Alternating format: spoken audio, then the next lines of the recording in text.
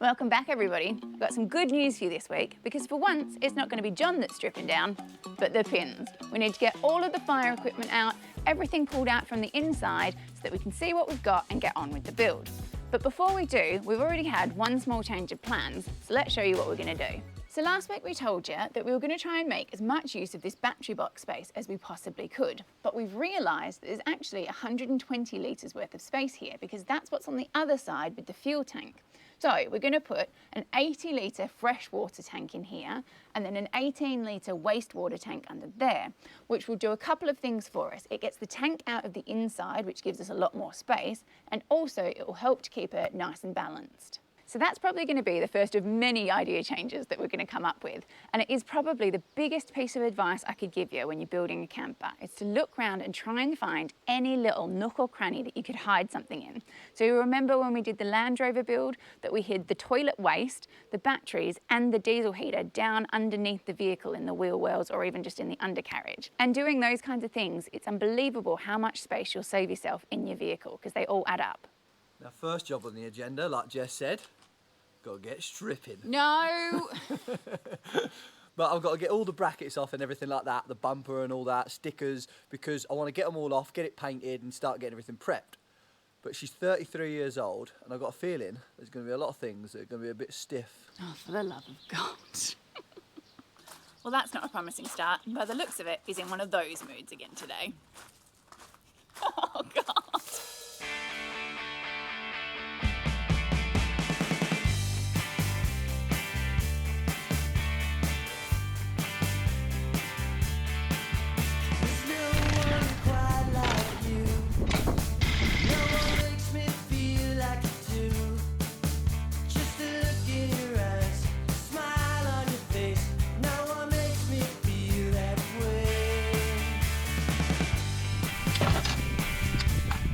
So we're getting there anyway, because we're pretty much stripped down on the outside. We've just got the roof to do on the outside now. I've got all the stickers off, and that was a bit of a pain, to be honest, because they were reflective stickers, so they've gone real hard and brittle, so they wouldn't really peel off, even with a heat gun. But I've got most of the front end off now as well. I'm leaving the lights on for now. And then, remember I was saying about this the battery box down here? So I've taken that off, but unfortunately some of the wires ran through the battery box and into the chassis there, so I've had to pull them apart, because obviously inside you've still got all the fire equipment in here.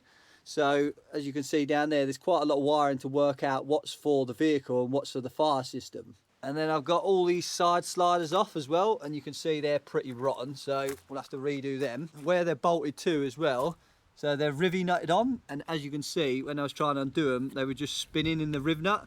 So what I've had to do is I drilled the head off the Allen cap bolt to get them off, and then I'm gonna have to cut that and then put rivy nuts on, because pretty much the whole way along is like it.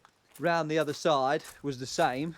So I've done this side, I've got all the new rivy nuts in, and then obviously she's all de-stickered this side as well. And then I've got all the back end stripped as well. I've just got the number plate bracket to do, but I can't get to that because the water tank's in the way. So once I pull that out, I'll get that off. But one bit of advice I would say as well is when you come to taking off lights and plugs and everything like that, just get your phone and do a little video and video the lights and where all the wires go to. If you write it down, you're bound to lose a bit of paper, aren't you? Whereas at least if you had a video, when you come back to put it all together, you've got that for a reference anyway.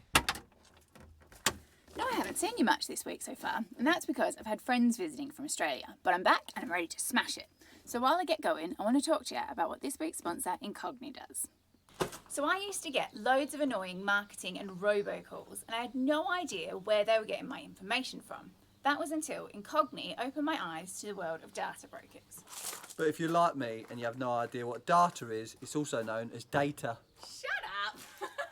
So data brokers collect your personal information and create profiles about you that they sell to financial institutions, marketing companies, recruitment agencies, and even insurance companies. And the information includes things like your name, your address, your date of birth, and all kinds of other information. These companies then use this information to try and sell you things or make decisions about you, like whether to insure you or give you a loan or not. Feels pretty invasive, right? Now, the biggest problem with these databases is the fact they get hacked frequently, and it means that millions of people's personal information ends up in the hands of criminals who do things like steal your identity so they can take out loans in your name. And they also have lists of older and vulnerable people who they sell to scammers so they can target them. Now, under data protection laws, you have a right to have your information removed from these databases. But the problem is there's tons of them and it's a lucrative industry, so they intentionally make it hard work. And that's where Incogni comes in. All you have to do is sign up, give Incogni the right to work for you, and sit back and relax. They'll even make sure you don't go back on any databases. So far, Incogni's removed me from 39 of these databases and saved me 29 hours of work.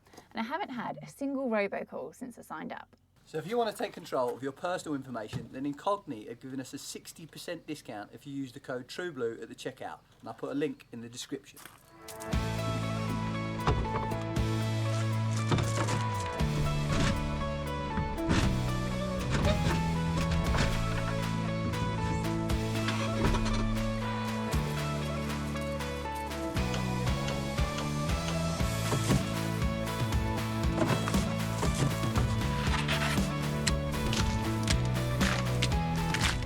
Now I'm trying to get these door trims off, and there's been too many sexy firemen walk over them over the years, and all of the tops of the screws have worn out, so I can't get them out. I tried the old trick of getting a screwdriver and whacking it in. What do you want? I heard the term sexy fireman, so I thought I was wanted. Get out. Anyway, so I tried whacking it with this, no joy. So there's only one thing to do.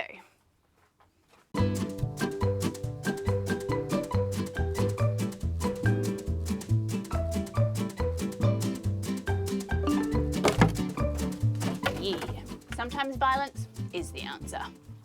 Looking round for Jess, can't find her. Wonder where she'll be. No, like usual. You know what my new nickname for you is? What? G-Spot, because I can never find you. Oh my God. Look at this little beauty, little blast from the past here. Now, if you're not from the UK or you're a young'un, you probably won't know what these are, but these are tax disc holders. And I always remember when my mum and dad used to buy cars, we'd check these, and some people used to stack them, so you'd have like 10 years worth of tax discs in there, and you'd go through them. It was so much fun. And would you believe it now, they even sell on eBay just random tax discs. And it got me thinking about the old Auto Trader. Remember the Auto Trader? When you used to buy it and the old £500 section at the back? Good old days, eh? So another thing I love about working in old vehicles is seeing the weird and wonderful things they used to do. So that's the front light unit. Big block of wood, bit of oak or something. But all they've done is routed out the inside and the old blues and twos stuck in there. But I think they'll have to get rid of that and go for something a bit more modern.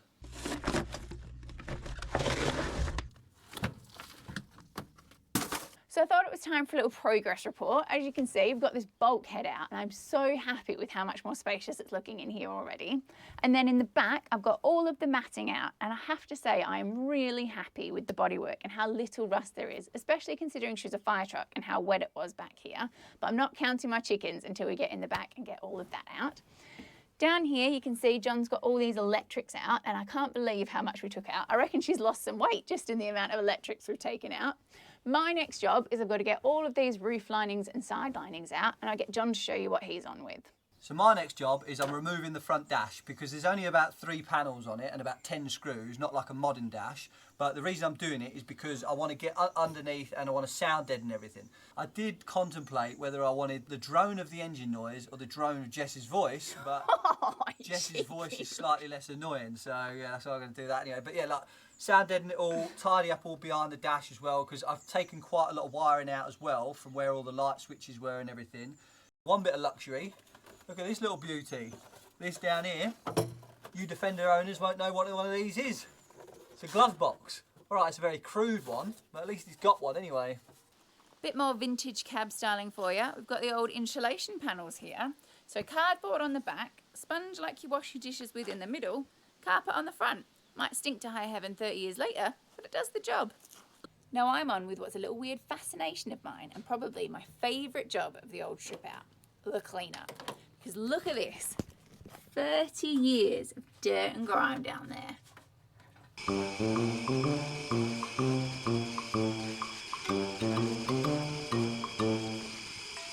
What are those tank for anyway? They're the air tanks for the diff lock, breathers. That one's not even connected. Yeah, you bumped it out.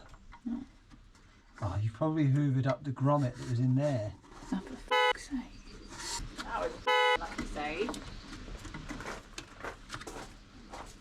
Morning everyone. I've got 3 things to tell you this morning. Firstly, Jess has foolishly left me unattended in the workshop on my own. Secondly, I've bought a new tool. And thirdly, it's a Tuesday. So that only means one thing. Tool Talk Tuesday. Now this isn't just a prop for Triple T today, I want to use this as an example as well. But basically, when you've got a seized bolt or a nut, what we normally do, the old school way, is to get a blowtorch or get some oxyacetylene, and we used to heat the nut up or the bolt up until it gets glowing red, and then we used to undo it. Now, this is all well and good, but gas is quite expensive, oxyacetylene's really hard to get, and the thing with it is if you're doing any bolts near some electrical wires or like a ball joint or something like that where there's rubber, it's pretty much going to wreck it. And I know what you're thinking, Fireman John could come and help you out, but there's a new way of doing it. Enter the induction heater. So firstly I need to say thanks to Richard because he's got this and he recommended it to me, so it's £185 from Amazon. And all it is a 240 volt unit with 2 little prongs in the top, and you get loads of these, so all different sizes and everything. And all you do is you stick them in the top like that and then lock it in. And then when you press the trigger, it obviously creates a short, which then gets this red hot, which is what's going to heat your bolt. So I'll show you how it works. So just slide it over where your nut bolt is, and you just want to touch it ever so slightly. You don't want to put much pressure on it, and then just press your trigger. Now watch how quick this gets hot.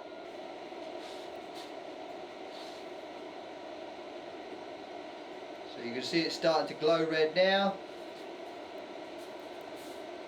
And she is glowing. Now, like I say, to do this with a flame, obviously everything behind here would have been melted by now anyway.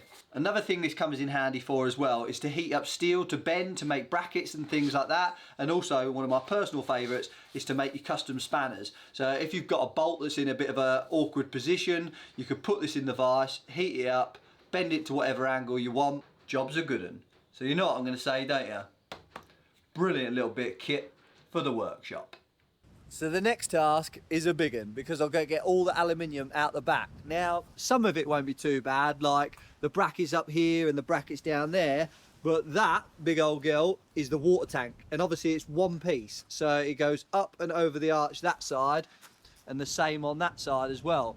And when I was talking to the bloke Dale who we bought it from, he was saying, I think what we'll have to do is we'll have to take one of the roller shutters off the side to get it out. So it's going to be interesting anyway. So let's get cracking.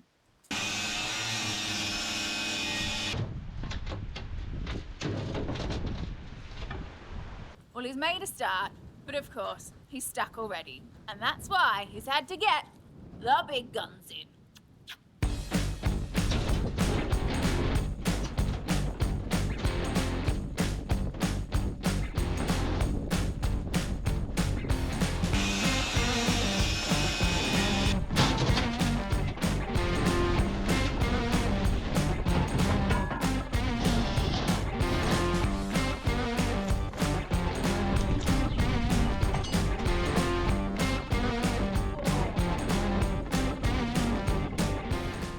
Well, it's gone pretty well this morning so far, apart from the fact that the good old British weather's struck again and it's raining. But we've got all that alley you see behind me out, so John's got lots of practice material for his new welder, and dream come true, he'll get to do a scrap run. But we're down to just the tank in the back now, and Dale was right, it will not fit out of the roller shutter doors. So the good news is though, all we need to do is cut off the brackets, so we can get them off with the old angle grinder.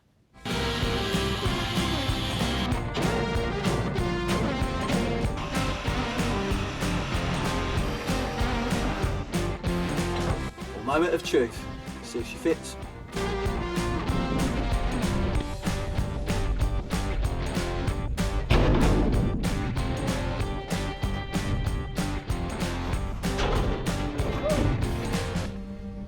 Yeah.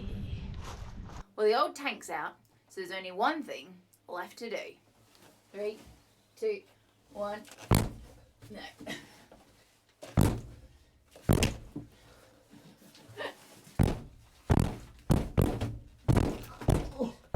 She going nowhere. try plan B. All right, give it a rest. I think this might be a bit easier.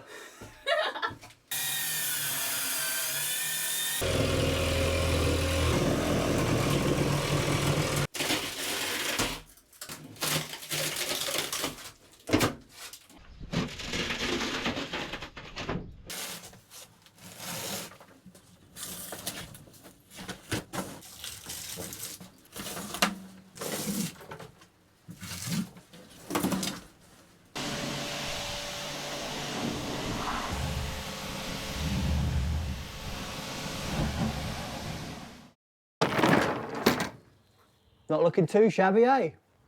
Well, it's a bit of a state actually, but it's solid anyway. So the heavens opened last night, so we called it a day, but we got the old girl's steam cleaned out anyway, and I was really dubious what we'd find underneath the floor mats and that, because obviously the tank being in the back and it'd have had leaks all through the years, I thought we might have a bit of rust issues on the old body, but the good news is she's galvanised, so there's hardly any rust whatsoever. We have got these big holes to fill in the floor, but that's not an issue. But we'll rub it down and get it all painted up, and then today's job, we're going to get the roof off. Now, there's 1,000,001 rivets in it, so it's going to be interesting getting it off, but let's get cracking.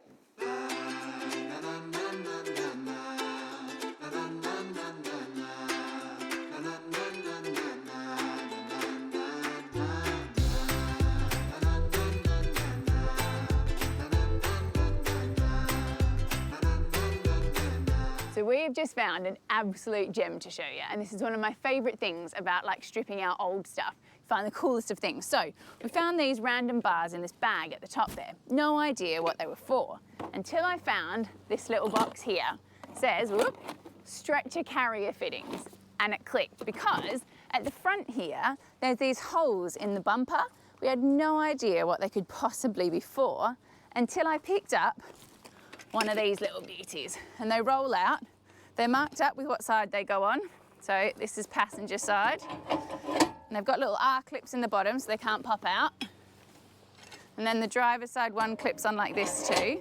And then there's just a bar in the middle that secures it up. Then the bag that they come in straps in over the top, and you've got a stretcher carrier. How incredible is that? We found money before, enough to buy us dinner actually in the old Hi-Ace build, but I think this time we struck gold. So talking of the history of the old girl, we've had quite a few of you ask where it was stationed. Now, a lot of these were made for the Isle of Man and have since been auctioned off. But this one, as you can see here, was based down in Dulverton in Somerset. And we've had quite a few of you send in some photos of her in her heyday. So we had Kelvin, he sent one in, and if you look really closely, you can see where it's all signed, handwritten on the side of it. It wasn't stickers back in the day. Then we had Steve, he sent one in when she used to go to Glastonbury every year. She was a bit of a party animal apparently. And we've had one from Ben where she can be seen wading through some water as well.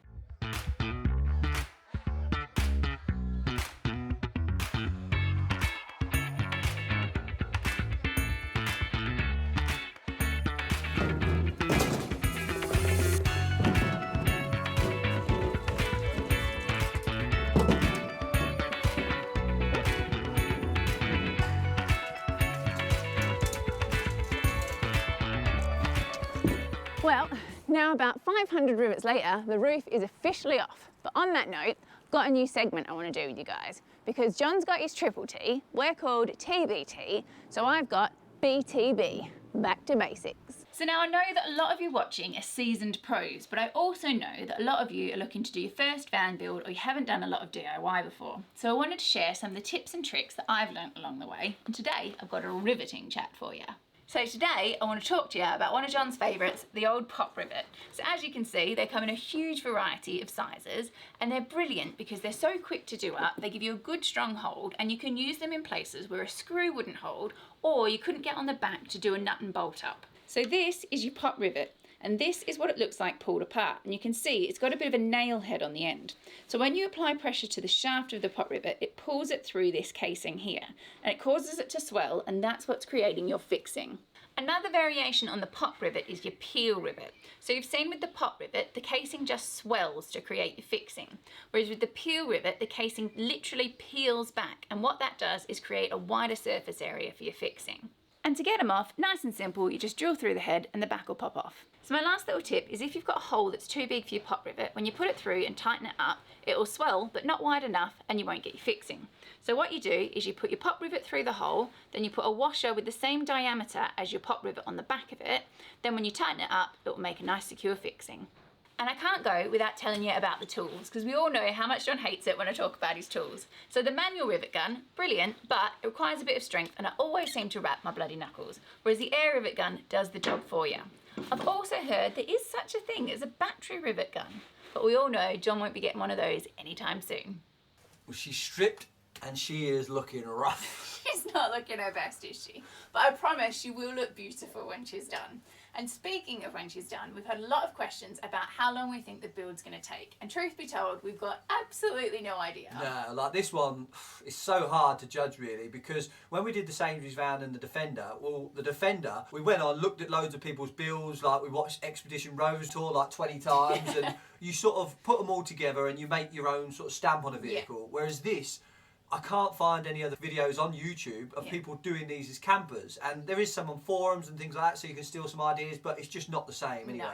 And there's a lot of new things in this build for us, so engineering, designing and making our own pop top and all kinds of other bits and bobs, plus the fact that she's a beautiful old truck and we want to make sure that we restore her and really do her justice so that she's good for years to come. So, and speaking of that as well, we've had a lot of questions about where we're going to take her when she is done. And I have a huge, big, long list of places I want to go. Skegness, I reckon. Oh my God. We need a bloody Vector with all the people who's offended there. We need armour plated. But there's a load of places on the list. Like I'd love to do Albania and Greece and Turkey. I'd also love to go to Iceland and do the F-roads. But obviously, if it started to snow by the time we finish the build, we can't take her there because the roads are closed. So just depends a bit. The other thing to consider as well is we're taking the Sainsbury's van to Canada at the end of the year, and then obviously down through the States up to Alaska and everything like that. So we've got to sort of make weigh sure that we're up back as well. in time as well. So yeah. So we don't know where we're going to go, but she will go somewhere fun, and we'd really like to keep this one for a while. So yeah, she's got some cool adventures to come. So thanks so much for watching this week. Don't forget about that incognito link in the description, and we'll see you guys next week. No, it's my turn to strip. No. I'm sorry. Avert your eyes.